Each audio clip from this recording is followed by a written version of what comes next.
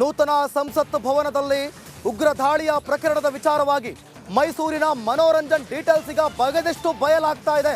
ಹಾಗಾದರೆ ನಿಜಕ್ಕೂ ಕೂಡ ಮನೋರಂಜನ ಉದ್ದೇಶ ಏನಾಗಿತ್ತು, ಸ್ನೇಹಿತರು ಬಾಯಿ ಬಿಟ್ಟಂತಹ ವಿಚಾರಗಳೇನು, ಎಲ್ಲವನ್ನು ಕೂಡ ಈಗ ನಿಮ್ಮ ಮುಂದೆ ಪ್ರಸ್ತುತಪಡಿಸುವಂತ ಕೆಲಸ. ಹಾಗಾದ್ರೆ ಮೈಸೂರಿನಲ್ಲಿ ಮನೋರಂಜನ್ ಬಾಡಿಗೆ ರೂಮನ್ನು ಪಡೆದಿದ್ದೇಕೆ?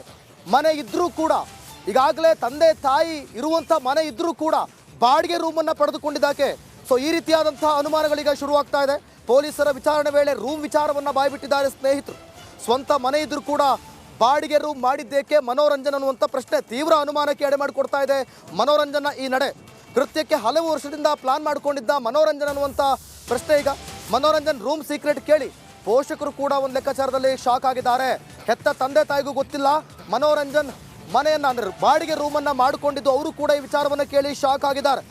ಮನೋರಂಜನ್ಗೆ ಇಷ್ಟೊಂದು ಹಣ ಎಲ್ಲಿಂದ ಬಂತು, ಆತನಿಗೆ ಫಂಡಿಂಗ್ ಎಲ್ಲಿಂದ ಬರ್ತಾ ಇತ್ತು, ಯಾರು ಮಾಡ್ತಾ ಇದ್ರು? ಪೊಲೀಸರ ಮುಂದೆ ಮನೋರಂಜನ್ ಕುಟುಂಬಸ್ಥರು ಕೂಡ ತಮ್ಮ ಅಳಲನ್ನು ತೋಡ್ಕೊಂಡಿದ್ದಾರೆ, ಹೇಳಿಕೆಯನ್ನು ಕೊಟ್ಟಿದ್ದಾರೆ.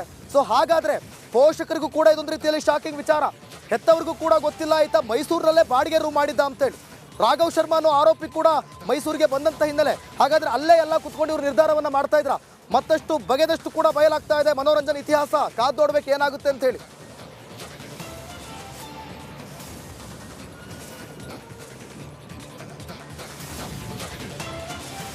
ಎಸ್ ಈ ಬಗ್ಗೆ ಮತ್ತಷ್ಟು ಮಾಹಿತಿಯನ್ನು ಕೊಡ್ತಾರೆ ನಮ್ಮ ಪ್ರತಿನಿಧಿ ವಿನೋದ್. ಲೈವ್ ನಲ್ಲಿ ಜಾಯ್ನ್ ಆಗ್ತಿದ್ದಾರೆ. ವಿನೋದ್, ಗಮನಿಸ್ತಾ ಇದ್ದೀರಾ ಮನೋರಂಜನ್ ವಿಚಾರಗಳು ಬಗೆದಷ್ಟು ಕೂಡ ಬಯಲಾಗ್ತಾ ಇದೆ. ಹೆತ್ತವ್ರಿಗೂ ಕೂಡ ಗೊತ್ತಿರಲಿಲ್ಲ ಬಾಡಿಗೆ ರೂಮ್ ಮಾಡಿದ್ದು. ಸೊ ಮತ್ತೇನೆಲ್ಲ ಅಂಶಗಳು ತನಿಖೆಯಲ್ಲಿ ಬಯಲಾಗಿದೆ ಆಗ್ತಾ ಇದೆ ಅನ್ನುವಂಥದ್ದು. ವಿನೋದ್, ಅವ್ರ ತಂದೆ ತಾಯಿ ಏನು ಹೇಳ್ತಿದ್ದಾರೆ?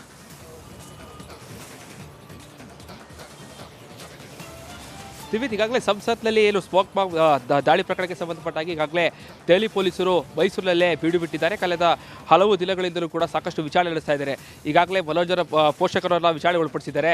ಇದಾದ ಬಳಿಕ ಏನೋ ಮನೋರಂಜನ ಸ್ನೇಹಿತ ಸೂರಪ್ಪನನ್ನು ಕೂಡ ಈಗಾಗಲೇ ವಶಕ್ಕೆ ಪಡೆದು ತೀವ್ರ ವಿಚಾರಣೆ ಒಳಪಡಿಸಿರುವಂಥದ್ದು.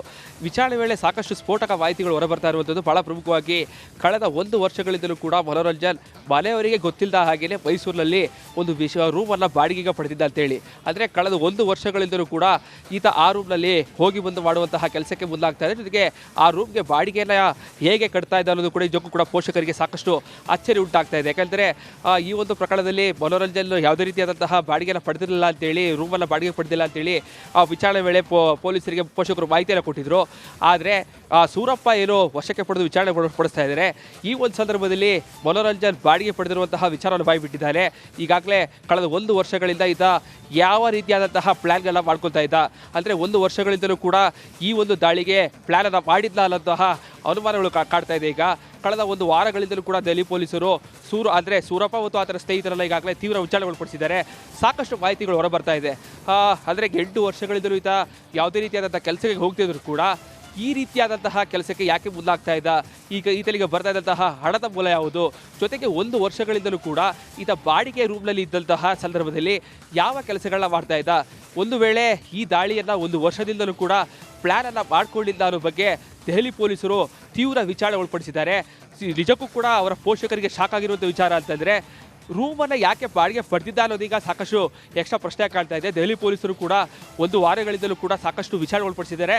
ಸದ್ಯಕ್ಕೆ ಸಾಕಷ್ಟು ಮಾಹಿತಿಗಳು ಕೂಡ ಈಗ ದೆಹಲಿಯ ಪೊಲೀಸರಿಗೆ ಈ ಒಂದು ಪ್ರಕರಣದಲ್ಲಿ ಲಭ್ಯ ಆಗಿರುವಂಥದ್ದು. ದಿವೇತ್,